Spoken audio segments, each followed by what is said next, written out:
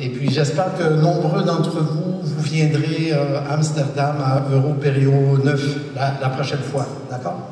Alors, parodontite, je passe rapidement, tout le monde connaît. Prévalence, c'est déjà la majorité, c'est plus de la moitié des adultes, et parfois c'est sévère, 5 à 15 %. Et puis, il y a l'inflammation, l'alvéolise, les poches parodontales, alors tout le monde connaît un peu le dossier. Aujourd'hui, on associe les maladies systémiques, maladies cardiovasculaires, pulmonaires, pneumonie, tout ça. J'ai rencontré dernièrement quelqu'un, maladie de Hashimoto, une grande pharmacienne aux États-Unis, en Californie, qui travaille beaucoup sur Hashimoto, et puis il y a des grosses pertes osseuses. Et je me rends compte que c'est très parasito là, dans les poches, dans les problèmes d'hypothyroïdie. Et je crois que c'est presque 10 % des femmes qui sont atteintes d'hypothyroïdie. Alors c'est beaucoup, alors il y a beaucoup à faire. Et tout le reste, jusqu'à un bébé petit poids prématuré. Alors, ce que j'essaie de proposer, c'est vraiment guérir les maladies parodontales. Et pour nous, à l'Institut, et je pense pour le groupe AMIB, de guérir les poches, de guérir une maladie parodontale, c'est surtout d'arriver à ce qu'il n'y ait plus de poches, 3 mm et moins. C'est ce qu'on veut, c'est notre but. Absence de segment, aucun segment. Avoir une flore commensale au microscope, c'est-à-dire des petites bactéries immobiles, cocci, filaments. Et que le patient soit autonome sur son hygiène, c'est-à-dire qu'il ait compris sa maladie intellectuellement et qu'il ait absence de gingivite et d'inflammation par la suite. Et s'il n'y a pas de maladie grave dégénérative, on peut facilement arriver à la guérison si on arrive à toutes ces choses. Alors, pour ceux qui ne sont pas habitués au microscope, alors vous avez les images à 1000x. Alors en haut à gauche, vous avez les petites bactéries qui font des points. Et au centre, on dit des points et des traits. Alors, c'est des bactéries cocci et filaments.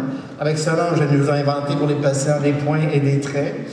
Et ça devient facile d'expliquer aux patients, voici, ça c'est une personne en santé, c'est une flore normale, c'est une flore commensale, et c'est exempt de globules blancs, d'inflammation. Alors, c'est très facile à reconnaître, une flore normale. En bas à droite, vous avez les cellules épithéliales qui font à peu près 80 quelques microns, qui s'ajoutent. Et tous les gens qui sont en santé, ils ont cette flore. Que ce soit votre enfant à 3 ans, à 10 ans, à 12 ans, ou vous-même, dentiste et hygiéniste, vous êtes parfait, vous avez cette flore. Alors, je vous donne un exemple. C'est ma petite sœur Marie qui a 52 ans, elle n'a pas de poche, sa gencive ne saigne pas, aucun point de saignement, tout est beau, je surveille un peu ma famille. Et puis ça, c'est son biofilm. Alors, vous voyez, je prends dans le sillon quelques microbes, le biofilm. Alors, on voit des points et des traits. Il y a une bactérie qui bouge, un petit vibrion là-haut. Et on a droit à 1 ou 2 % de bactéries mobiles, mais en général, pas plus. Alors, ces gens-là, on les appelle les hyperbrosseurs. Les hygiénistes sont comme ça, les dentistes sont comme ça. Il y a des cellules épithéliales, il y a des bactéries immobiles, il y a des petits cercles blancs que vous voyez, c'est des bulles d'air dans la préparation, dans la salive. Alors, il y a des points, des traits, rien d'autre, et c'est relativement absent de mobilité. Alors ça, c'est une tautologie avec la santé. C'est une obligation d'avoir une santé parodontale exemplaire. Alors, le biofilm nous confirme ces choses-là. Alors, on a fait, je vais juste repasser en revue 2 études qu'on a fait rapidement.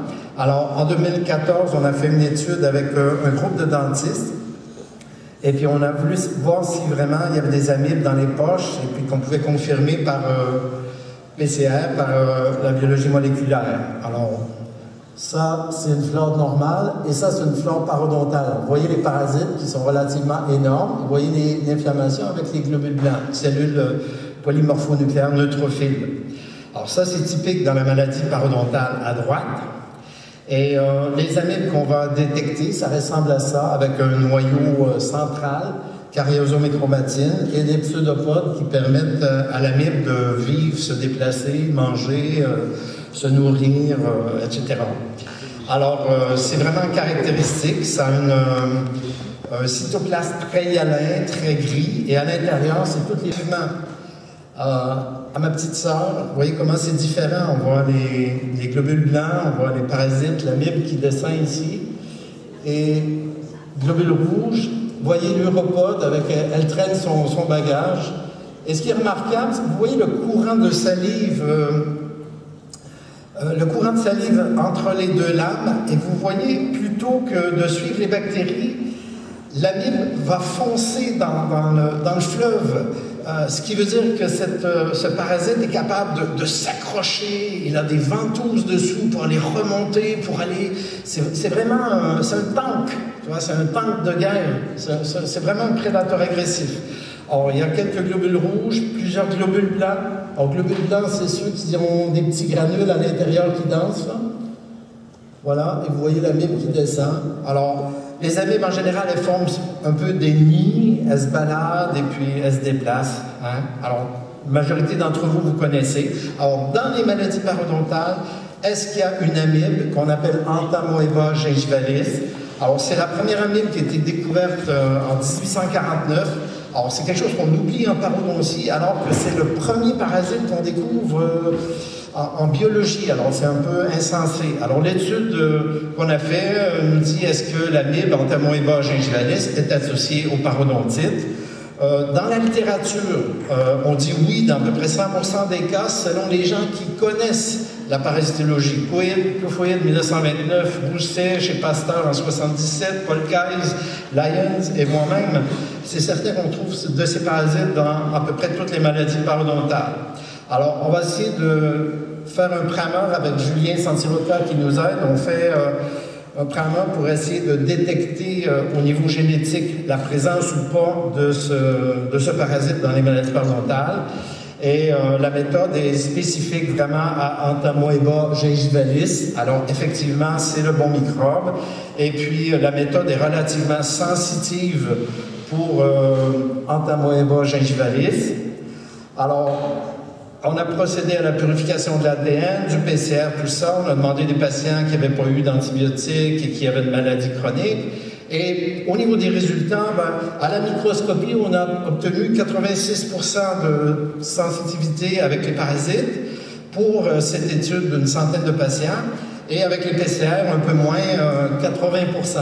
Or, la biologie moléculaire, c'est bien, mais je pense qu'elle n'est pas tout à fait en concordance encore avec le microscope. Je pense que le microscope reste l'outil vraiment magnifique pour détecter cette maladie. Alors, ça confirme que on a vraiment trouvé ces parasites là, dans les maladies parodontales. Alors, on a trouvé, on a fait une deuxième étude, okay, un peu avant, 2013. Je vous la repasse parce que je pense que c'est important. Et le but, c'était de soigner avec la méthode antiparasitaire.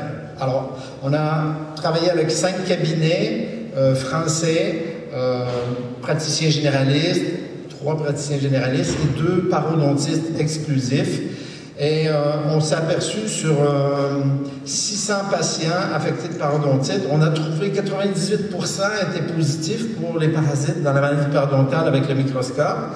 Et sur 30 patients, grâce à Serge Hilaire et Philippe Leclerc, sur 30 patients, il y en avait 29 qui étaient positifs pour les parasites dans les périimplantites. Alors, c'est quand même quelque chose d'important aussi, 95% sur les périimplantites. Alors, qu'est-ce qu'on retrouve dans le biofilm? Alors là, vous avez le biofilm à petit grossissement, sans X. Alors, vous voyez les nids de parasites. Alors, ils ne sont pas partout, mais ils sont clairsemés comme des nids. Et puis, ça, c'est à faible grossissement, c'est visible. Et puis, après, vous allez à fort grossissement et vous voyez les parasites, l'amibe qui se déplace avec son pseudopode, son noyau, ses vacuoles digestives et l'uropode derrière. Alors, il va vraiment se déplacer vers sa proie parce qu'il a besoin de se nourrir, il a besoin de trouver quelque chose à manger. Alors, je vous mets une patiente typique. L'apparence clinique n'est pas si mal, la gencive est relativement belle, mais les poches sont de 5, 6, 7, 8, 9 mm sur les molaires postérieures. Vous voyez typiquement l'amibe encore qui se déplace. Alors, c'est relativement facile à confirmer, quoi. Il y en a à peu près toujours. En même temps, il y a les globules blancs, l'inflammation, et il y a aussi les bactéries mobiles, spirochètes, vibrions et bacilles. Alors, vous voyez l'amibe encore qui se déplace, et quand je vois l'uropode derrière, je m'inquiète toujours un peu plus parce que ça donne un soupçon d'agressivité. Alors, elle se déplace progressivement pour aller chercher sa proie et faire ses activités. Alors, l'activité la plus connue de l'amibe, c'est surtout d'aller phagocyter le noyau du globule blanc. Alors, je pense que c'est le point le plus important à amener pendant cette décennie peut-être ou la prochaine. Alors, l'amibe va vraiment suctionner ici. Vous voyez, ça c'est le globule blanc, polymorphonucléaire neutrophile. Les granules ont été anesthésiés, le globule blanc a été carrément anesthésié, les granules arrêtent de bouger, ils disparaissent, et l'amibe va chercher le noyau et laisse l'enveloppe du noyau nucléol en place, et puis va siroter tendrement son noyau pour aller le digérer progressivement. Alors c'est sa nourriture préférée, alors c'est-à-dire que l'amibe va vraiment détruire la possibilité du système immunitaire de nous défendre. D'accord? Alors, l'amibe se déplace, elle trace des chemins. Alors, on voit que ça se déplace, comme ça, amylix et A100X, pour compléter ses activités. Solange a remarqué ça en travaillant avec beaucoup de dentistes qui avaient des chemins, parce qu'après 5-10 minutes, si vous regardez au microscope l'étalement du biofilm, vous voyez les amibes qui se sont déplacées sur une certaine distance, qui fait peut-être 10 fois, là, en 5 ou 10 minutes, 10 fois leur volume. Alors, vous voyez l'amibe avec le pseudopode, et puis il y a un chemin qui suit derrière, tout en haut, comme ça ici. Alors tout ça, c'est des parasites qui vont se déplacer. Alors de travailler avec le faible grossissement et le fort grossissement, c'est commode, parce que le faible grossissement nous permet de les voir, ici, là, là, là et là. Et puis après, on va confirmer avec le fort grossissement amylix que c'est bien une amibe et un parasite. D'accord? Alors pour ceux qui pensent qu'il n'y en a pas beaucoup, c'est toujours relatif. Plus il y en a, plus la maladie est agressive. C'est vraiment en corrélation, si vous voulez. C'est bon. Alors, à l'occasion, ça forme vraiment des nids. Alors, il y en a 1, 2, 3, 4, 5, 6, 7, 8. Et puis, quand il y a des nids, ben, c'est toujours pire. Et puis, elles profitent. Souvent, elles vont faire des bébés à l'intérieur des grands filaments. Alors, vous avez un patient qui ne passe pas sa soie dentaire. Il y a des grands filaments qui sont organisés sous la gencive. Grands filaments d'actinomycèse. Et les amibes vont vraiment se cacher là-dessous, à l'abri de l'air, et voyez un peu ce que ça donne. Un patient d'apparence que ça se passe bien, mais sous la gencive, c'est comme ça. Alors, c'est un peu affreux de voir ça, mais bon, c'est la réalité. Ça va former le tartre sous-gingival futur, un peu foncé, et dessous, il y a les amibes qui profitent, qui se baladent, qui font des bébés et tout. Alors, quand les patients voient ça pour la première fois, ils se demandent dans quel pays on est. On est au pays de la parodontite, c'est tout. Et puis, il faut enlever ça pour en guérir. Alors, l'amibe est capable de se reproduire sous forme de minutants, petits bébés qui se décrochent. Alors, par scission, scissiparité, elle va fermer des bébés. Plus ils se font des bébés piercés, plus il y en a. Et de bébé junior, on va remonter jusqu'à adulte avec son pseudopode et tout. Alors, on comprend très bien comment ça se passe, la formation du noyau ici avec les graines de chromatine. Et puis l'amibe, occasionnellement, elles vont s'entraider entre elles pour faire les bébés. Alors, c'est relativement plus intelligent que des bactéries. Elles sont capables d'adhérer aux globules rouges et puis d'aller chercher l'intérieur, l'hème et le fer des globules rouges. Ici, c'est l'exonucléophagie. Alors, on a mis ce nom avec Julien Santiroca en force ou en vigueur. J'ai mis sur Wikipédia et tout pour montrer vraiment l'amibe qui va chercher là carrément le noyau du globule blanc. Alors, je pense que c'est un point vraiment très important. Alors, vous voyez l'évolution. Progressivement, ça prend 2 à 3 minutes pour aller chercher le noyau du globule blanc. Vous voyez, là, on est aux 3/4 fait. Et là, c'est à peu près complété. Alors, tout ce qu'on voit comme vacuole ici à l'intérieur de l'amibe, ce sont des noyaux des globules blancs qui ont été phagocytés. Alors, ça laisse bien sûr des globules blancs qui sont un peu vides. Alors ici, vous voyez ce qu'on appelle des ghost cells, cellules fantômes. Alors, c'est des globules blancs qui ont perdu leur noyau au profit des parasites. Alors, ces globules blancs, bien sûr, sont relativement inactivés et on pense que ça va vraiment briser ce qu'on appelle le neutrophile extracellular trap, le net, parce que le globule blanc, il envoie normalement ses filets pour aller chercher les bactéries, pour aller les tuer, et là, sachant qu'il n'a plus de noyau ou qu'il n'a plus de tête, il ne peut plus compléter son activité immunologique contre les bactéries ou contre quoi que ce soit. Alors, vraiment, les amibes peuvent vraiment annihiler la capacité des neutrophiles à à initier une réponse immunitaire, d'accord? Et elles sont bien cachées à ce moment-là dans les filaments d'actinomycète, ce qui fait que c'est difficile à les retrouver. Alors, l'exonucléophagie nous dit ben c'est l'impossibilité du système immunitaire de résoudre l'infection durant les parodontites et les périimplantites, parce qu'il y a plein de gens qui cherchent encore dans les périimplantites. On a exactement le même processus au niveau des périimplantites, altération de la fonction immunitaire. Alors, pour guérir les patients, pour voir, on mesure les poches parodontales, tout ce qui déborde 3 mm, alors ici c'est 3 mm de trop, de profond. Alors, on regarde la perte osseuse, on regarde, une fois que c'est guéri, mais là ça peut prendre quelques années, on retrouve l'os une fois que le biofilm est revenu à la normale. Et dans l'étude qu'on a fait avec ces patients, on avait une fermeture ou cicatrisation moyenne de 95,7% des poches, ce qui est relativement bien pour tous les cabinets, un tout petit peu plus chez les spécialistes, mais en général on est autour de 95%. Alors quand je compare avec ce qui se fait un peu partout sur la planète, aplanissement surfaçage, vous voyez, dans les études que j'ai prises, on a à peu près 50% de fermeture des poches. Si on fait la photothérapie en plus de l'aplanissement, ben on augmente un tout petit peu. Le laser, ça augmente un tout petit peu plus. Par contre, on reste avec la moitié des patients, la moitié des poches, ça saigne encore après le traitement. Alors, la technique antiparasitaire, nos résultats qu'on a, c'est autour de 95% pour la fermeture des poches et aussi pour l'arrêt des saignements. Alors, je pense qu'on est dans la bonne direction. Important, les pertes osseuses importantes. Juste pour vous montrer un tout petit peu, parce qu'il y a la Entamoeba gingivalis, et il y a aussi le trichomonas, qu'on soupçonne Tenax, peut-être vaginalis, mais bon, alors vous voyez, bon, les bactéries pathogènes, tout ça, et vous voyez les trichomonas qui se baladent. Alors j'ai trouvé que les images étaient relativement bonnes pour un trichomonas. Ça vibre un peu parce que chez moi, il y a plein de camions qui passent. Et vous voyez là, le trichomonas avec ses 4 flagelles, c'est relativement une grosse bête. Et d'avoir des amibes qui se reproduisent, des amibes qui défont le système immunitaire, plus des trichomonas en plus qui se baladent, vraiment c'est formidable pour avoir une parodontite. Il n'y a rien de tel. Alors c'est facile de comprendre, vous voyez 2 trichomonas qui se tapent la tête là. Vraiment là c'est...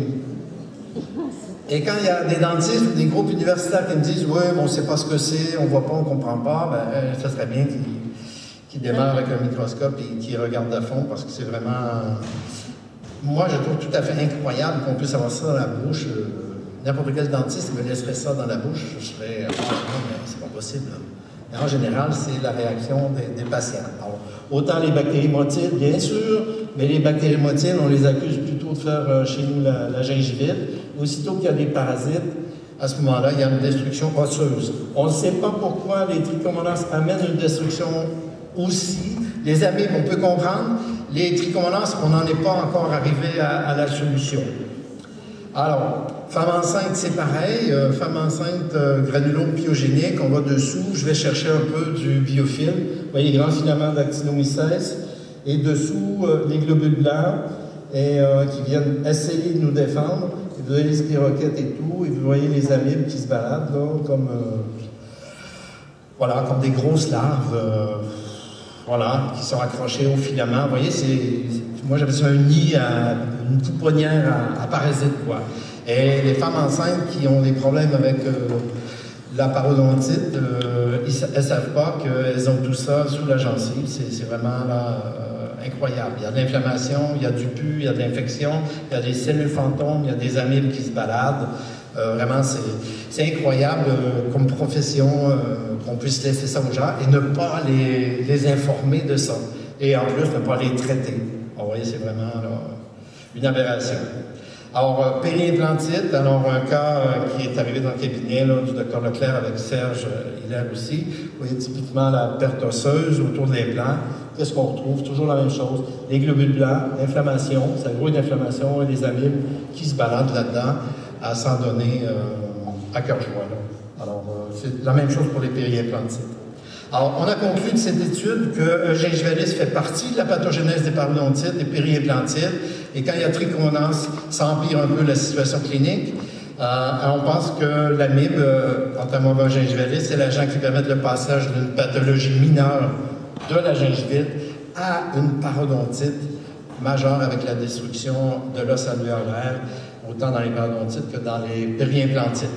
Alors, on pense que gingivalis doit être considéré pathogène invasif et qu'il faut traiter en accordance avec les protocoles anti-parasites. Parce que ce qu'on voit, c'est 100% de corrélation, ou presque. On joue en 95 et 98 et 100%. Et ça apparaît un non-sens médical de garder ces bestioles dans les maladies parodontales.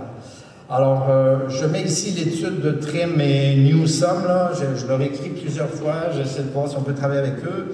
Eux, ils avaient publié en 2011. Aucune amibe gingivalis n'a été détectée dans les tissus sains, avec aucun des PCR. Et un gingivalis n'a jamais été détecté dans une poche saine d'un patient diagnostiqué comme ayant une maladie parodontale. Alors, si vous avez une dent malade et la dent voisine n'est pas malade, ben, vous avez des amibes seulement dans la dent malade et pas à côté sur la dent saine. Et vraiment, là, il explique que la possibilité d'enzymes protéolytiques qui sont relarguées par les globules blancs qui contribuent à la pathogénèse. Et voilà, c'est vraiment la parasitologie, c'est une base rationnelle pour comprendre la maladie parodontale. Alors, moi, je parle un tout petit peu, je vais rapidement d'un autre sujet, la transmission. J'étais à Nice il y a 2 mois, là, et puis je voyais typiquement madame avec monsieur. Madame, il faisait chaud, elle donne le glaçon à chien-chien. Chien-chien, tous les chiens-chiens, après 3 ans, ils sont en parodontite, amibe et trichomonas. Et le chien lèche le glaçon, madame mange, redonne un glaçon, et ça se balade comme ça. Et après, on se demande comment se fait que madame a des trichomonas dans la bouche. Ben, c'est pas compliqué, ça vient du chien. C'est le genre d'activité qu'on explique aux patients de surveiller, de faire attention. Vous voyez le petit glaçon, là? C'est bon? Alors, attention à la contamination. Alors, je suis revenu d'Europe, de Londres, avec une idée en tête. J'ai réfléchi beaucoup là-bas, j'ai discuté avec des gens. Et on peut dire que les amibes et les trichomonas, on a toujours dit à peu près partout dans la littérature que ce sont des opportunistes. Et j'ai réalisé à Londres que c'est complètement faux. Pourquoi? Parce qu'un opportuniste, c'est quelque chose qui fait partie de la flore normale. Si j'avais une amibe ici et qu'elle se développe plus à fond dans la maladie, je pourrais dire que c'est un opportuniste qui s'est développé. Mais en fait, c'est faux. Dans la maladie parodontale, il n'y a pas de parasites. Hein? Vous avez vu cocci, filament et rien d'autre, même pas de cellules inflammatoires. Or, quand on attrape une amibe, ou on attrape, pardon? C'est-à-dire dans la maladie parodontale, dans la santé parodontale. Dans la santé parodontale, on ne retrouve aucun parasite. Merci. Et en fait, on attrape une amibe, on attrape des amibes, on attrape des trichomonas, et là, on est malade en maladie parodontale. Alors, ces parasites ne sont pas opportunistes, c'est vraiment une infection, c'est une véritable infection. C'est pas un opportuniste. Et on pourrait conclure, à partir de ce schéma de pensée, vous faites une parodontite, ben en fait, vous faites une amibiase orale ou parodontale, ou vous faites une trichomoniase parodontale, et c'est réel, c'est une infection spécifique, et ça doit être traité comme tel. Alors, je pense qu'il faut réfléchir à ça. Alors, lorsque le patient n'a plus de poche, une flore normale, aucun saignement, une bonne haleine, une reconstruction osseuse, une hygiène décente, des dents solides, une éducation thérapeutique qui est complète, à 12 mois après la thérapie, et qu'on le maintient comme ça pendant 1 an, on peut vraiment dire qu'il est guéri. Par contre, il est guéri à ce moment-là, c'est le bon moment de faire les implants, parce que je pense que vous allez avoir beaucoup plus de succès. Et sur les périimplantites, avec les destructions osseuses en sous-coupe très larges, la problématique, c'est qu'il y a une quasi-permanence de mucosite répétitive. Alors, ça fait qu'il y a toujours des globules blancs autour de l'implant, ce qui fait qu'il y a toujours des parasites qui vont se réinstaller dans la périimplantite. Alors, soigner une dent, c'est relativement facile. Soigner un implant, c'est relativement impossible à cause de la mucosite permanente. Il y a toujours l'inflammation et toujours la présence de ces parasites. Alors, on n'a pas le même succès pour les implants. Et en fait, il faut revenir à l'idée de les dents, c'est ce qu'il y a de mieux, et puis on va encourager à garder les dents. Dernier point, j'essaie de discuter avec les dentistes dans les théories traditionnelles. Les gens parlent de oui, mais le fumeur, le stressé, tout ça. J'ai repris tous ces chiffres, j'ai fait les facteurs de risque pour, par exemple, un fumeur et pour, par exemple, quelqu'un qui a des amibes. Si je fais le facteur de risque, j'arrive à peu près à ça. Alors, si vous êtes stressé, vous avez 2 fois plus de chances d'avoir une parodontite. Si vous êtes fumeur, vous avez 4 fois plus de chances d'avoir une parodontite. Si vous avez des gènes particuliers, vous avez porphyromanose, vous avez 16 fois plus de risque d'une parodontite. Mais si vous avez une gingivite, vous avez 150 fois plus de risque de parodontite. Et si vous avez des parasites, vous avez un minimum de 600 fois plus de risque d'avoir une parodontite. Alors, ça, c'est beaucoup plus important que ce qu'on enseigne dans les écoles. Soigner la gingivite et enlever les parasites, ça vous rend aussi puissant parce que enlever le stress et enlever la fumée, c'est relativement impossible. Les gens, ils sont comme ils sont. Et enlever la gingivite et enlever les parasites, ça, c'est relativement facile pour un médecin, pour un dentiste, d'accomplir ces choses. Alors ça vous donne de la puissance vis-à-vis de la guérison parodontale. Là-dessus, c'est le tableau, j'essaie de faire un résumé, c'est quoi la thérapie. Alors, si vous voulez vous poser, vous y allez. C'est 12 mois. On enseigne aux patients une hygiène parfaite. On enlève les endroits de contamination. On soigne avec l'oxygéné, le métronidazole, la poudre de taurine, c'est la poudre de bicarbonate salé. On fait, à partir du 4e mois, lorsque le biofilm est normal, on fait les détartrages sous-gingivales, on laisse guérir, et puis 3-4 mois plus tard, on surveille, et normalement, la majorité des patients ils sont guéris. Alors, c'est pas vraiment complexe, mais c'est un tableau qui permet de comprendre un peu comment est le protocole qu'on établit à l'aide de Solange. Alors, je dis la maladie parodontale, en fait, c'est vraiment un des plus grands... Je suis un peu plus agressif cette année depuis Londres. J'essaie de voir que la maladie parodontale est un grand mensonge médical à l'humanité. Parce que les gens ne savent pas, les dentistes ne savent pas, et c'est vraiment un grand mensonge. Parce que les parasites, on sait que c'est là depuis 150 ans, c'est présent dans tous les cas de maladie parodontale. Il y a définitivement une corrélation, déjà à l'époque de Cophoïde, de 100%. Chez Pasteur, on nous dit que les protozoaires sont considérés pathogènes. Ensuite, on les élimine, on arrête la maladie. Lyons nous a montré ça. Ensuite, on a montré les caractéristiques pathogènes avec l'exonucléophagie et tout. Le traitement antiparasitaire, il marche. Et on peut détecter chez les jeunes, même chez les enfants, 6-7 ans, la maladie parodontale. On peut prévenir, on peut guérir. Et puis, ça prend 3 minutes de microscopie. Alors, c'est relativement facile. Alors, je pense qu'en tant que dentiste pour moi et en tant que dentiste pour toute la communauté planétaire, c'est vraiment un grand mensonge que de ne pas expliquer ça aux gens sur la planète. Déjà, il y a 2 milliards de personnes qui souffrent de maladies parodontales. Il y en a beaucoup qui se font charcuter, qui se font cureter, qui se font tout ce que vous voulez, alors qu'on n'a aucunement besoin de ce genre de truc. Le biofilm de la santé, c'est simple, oxyfilament. Biofilm de gingivite, c'est les bactéries mobiles plus les globules blancs, l'inflammation. Et aussitôt que vous attrapez les parasites, vous démarrez la perte osseuse. Alors, c'est relativement simple comme équation.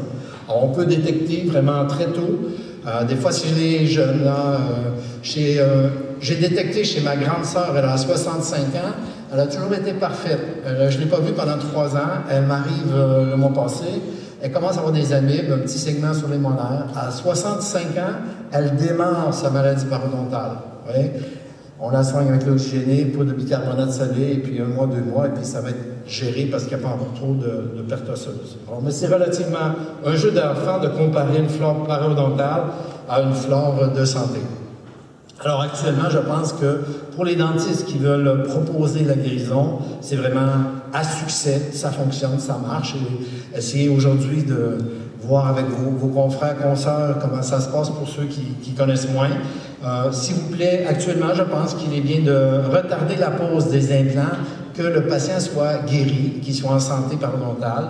Et je pense qu'on commence à avoir un peu de recherche autour de nous. Je vous en reparlerai en fin de journée. Et puis, il faut penser qu'il faut s'entraîner à la méthode. Alors, c'est sûr que j'ai toujours mon truc de IIP, là, et puis essayer d'encourager les gens à venir suivre le cours, apprendre la technique. Il faut 5 jours, il faut 1 année, il faut peut-être en général 2 ans d'apprentissage pour vraiment être aguerri à la méthode, mais après, ça fonctionne. Alors, pour ces études, les groupes et tout, je veux vraiment remercier tous les gens qui ont participé, Véronique Amand, Marion Verdi, Pierre Amiot, Mathieu Marty, Jean-Pierre Rochet, qui est plus là, Serge Hilaire, Philippe, et les gens qui ont travaillé à Madrid, Solange qui nous a aidé à mettre bien des choses en place.